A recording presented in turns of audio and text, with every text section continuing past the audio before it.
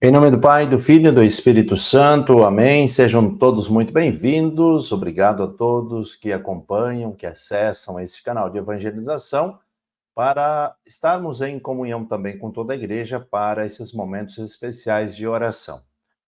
Neste sábado, dia 14 de setembro, nós, em comunhão com a nossa igreja, nós celebramos a exaltação da Santa Cruz. E eu gostaria de fazer uma pequena introdução com vocês para entendermos um pouquinho sobre esta celebração da exaltação da Santa Cruz. A cruz do Senhor, que hoje exaltamos, representa não somente o madeiro sobre o qual ele se ofereceu pela humanidade, mas também toda a existência terrena, rodeada de tentações, perseguições, incompreensões e calúnias. Sua fidelidade ao Pai até o fim nos faz recordar que, diante das cruzes da vida, não nos cabe desanimar, mas sim confiar em Deus, que sustenta seus filhos e filhas.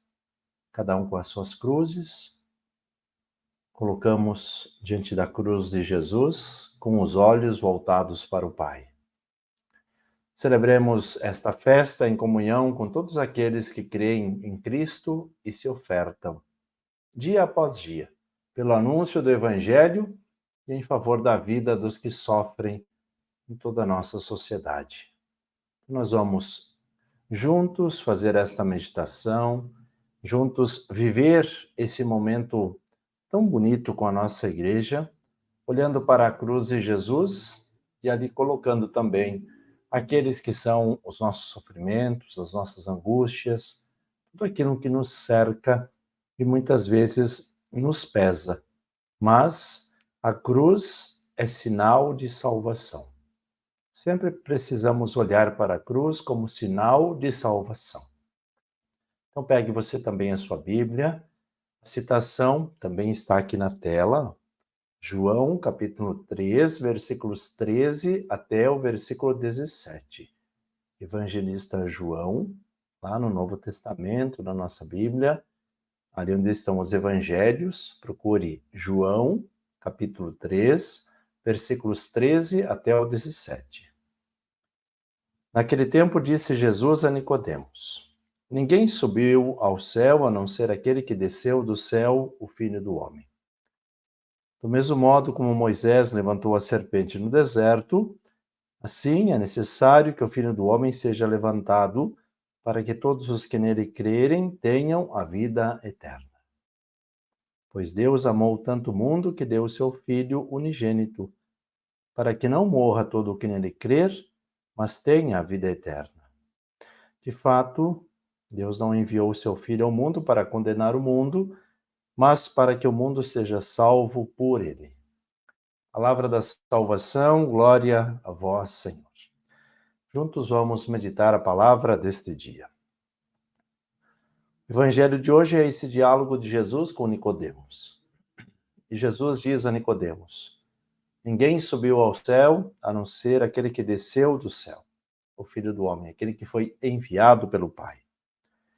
E assim, recordando o Antigo Testamento, como Moisés levantou a serpente no deserto como um sinal, assim também Jesus será levantado como um sinal de salvação. A vida que vence a morte, o amor que vence o ódio. Para que todos os que nele crerem tenham a vida eterna. E aí, Jesus coloca isso como algo necessário.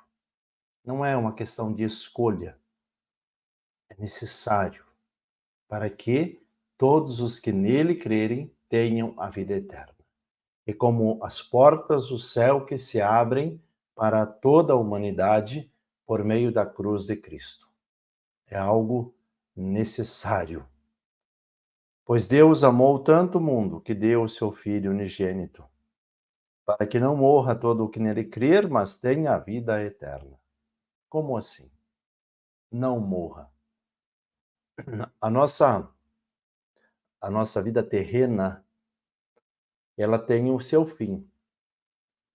E este fim da vida terrena é uma passagem para a vida eterna. Nós vamos ter também a nossa Páscoa, esta passagem.